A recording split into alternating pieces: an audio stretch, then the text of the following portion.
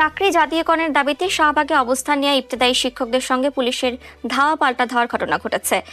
শাহবাগে চাকরি জাতীয়করণের দাবিতে স্বতন্ত্র ইবতেদায়ী মাদ্রাসার শিক্ষক যারা তারা কিন্তু ইতিমধ্যে রাস্তায় নেমেছে এবং আমরা দেখেছি তাদের যে আন্দোলন সেটি কিন্তু বেশ কয়েকদিন ধরে আসলে আন্দোলন চলছে। তারা প্রথমে জাতীয় প্রেস ক্লাবের সামনে কয়েক দফা আন্দোলন করে এরপরেই কিন্তু তারা আজকে প্রধান উপদেষ্টা বরাবর একটি স্মারকলিপি প্রদান করার জন্য তারা কিন্তু যাওয়ার চেষ্টা করে। সেই ক্ষেত্রে তারা সেখান হাইকোর্ট থেকে টিএসসি হয়ে শাহবাগ দিয়ে প্রধান উপদেষ্টার কার্যালয়ের দিকে যাওয়ার কথা ছিল, কিন্তু শাহবাগের দিকে এসেই কিন্তু দুপুর 1টার দিকে তাদেরকে আটকে দেওয়া হয় এবং সেখানে যে পুলিশের ব্যারিকেড সেটি ভাঙার চেষ্টা করা হলে পুলিশ কিন্তু সেখানে তারা হস্তক্ষেপ করে এবং সাউন্ড গ্রেনেড নিক্ষেপ করে, কাঁদুনি গ্যাস নিক্ষেপ করে।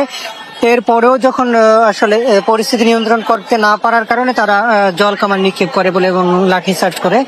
পরবর্তীতে শিক্ষকরা তারা কিন্তু শাহবাগের পাশেই ঢাকা বিশ্ববিদ্যালয়ের চারুকলা ইনস্টিটিউটের সামনে যে জায়গাটি সেখানে কিন্তু তারা বসে পড়ে এবং তাদের যে দাবি দেওয়া নিয়ে তারা কিন্তু এখানে স্লোগান দিতে থাকে এবং ইতিমধ্যে তাদের 16 সদস্যের একটি দল তারা কিন্তু প্রধান উপদেষ্টার কার্যালয়ের দিকে গিয়েছেন এবং পুলিশের পক্ষ থেকে তাদেরকে সহযোগিতা করা হয়েছে। এক্ষেত্রে আমরা যতটুকু জানতে পেরেছি তারা হয়তো যখন চলে আসবেন তখন আমরা বিস্তারিত জানতে পারবো যে আসলে এখন সবশেষ তাদের কর্মসূচি সম্পর্কে তারা কি বলছেন। এবং আমরা এতক্ষণ পর্যন্ত যতটুকু জানতে পেরেছি যে এই সব শিক্ষকরা তারা কিন্তু 6 দফা দাবিতে বেশ কিছুদিন ধরে আন্দোলন করছেন।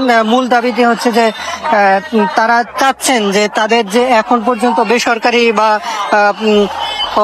স্বতন্ত্রভাবে অর্থাৎ বিভিন্ন সরকারি বেসরকারি ফান্ডের মাধ্যমে তারা চলছিল সেটির বাদ দিয়ে এখন সরকারিকরণ বা জাতীয়করণের মধ্য দিয়ে তাদের যে ইবতেদায়ী মাদ্রাসাগুলো চালানোর। তো আমরা একটু আন্দোলনকারী একজন শিক্ষকের সাথে কথা বলতে চাই, একটু বলবেন আপনাদের যে দাবিগুলো, একটু সবগুলো দাবি একটু আমাদেরকে বলবেন।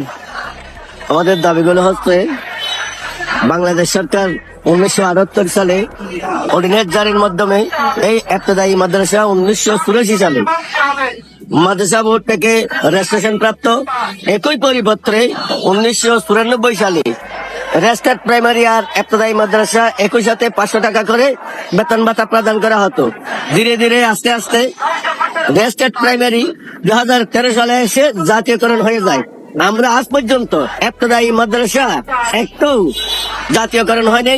আমরা প্রেস ক্লাবে অনেকবার আন্দোলন করেছি এবং বিভিন্ন সরকার আমাদেরকে আশ্বাস দিয়েছে, এই পর্যন্ত আমাদের কোনো সুরাহা করে নাই, জাতীয়করণ করে নাই, এমপিভুক্তি করে নাই।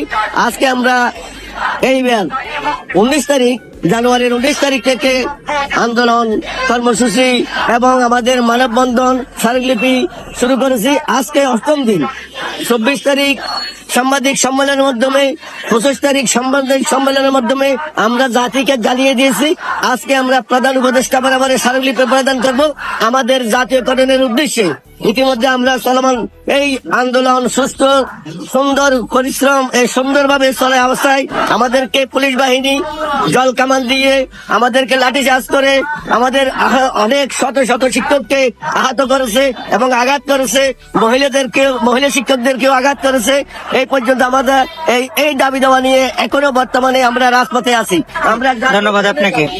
আমরা যেমনটা শুনছিলাম যে তারা বলছেন যে যতক্ষণ পর্যন্ত তাদের এই আন্দোলন সফল না হবে, অর্থাৎ সরকারের পক্ষ থেকে একটা পূর্ণাঙ্গ আশ্বাস দিয়ে তাদের চাকরি জাতীয়করণ না করা হবে ততক্ষণ পর্যন্ত তারা কিন্তু আন্দোলন চালিয়ে যাবে। তবে এখন পর্যন্ত যেহেতু প্রধান উপদেষ্টার কার্যালয়ে একটি প্রতিনিধি দল গিয়েছে, তারা ফিরে আসার পরে হয়তো আমরা আরো বিস্তারিত জানাতে পারবো।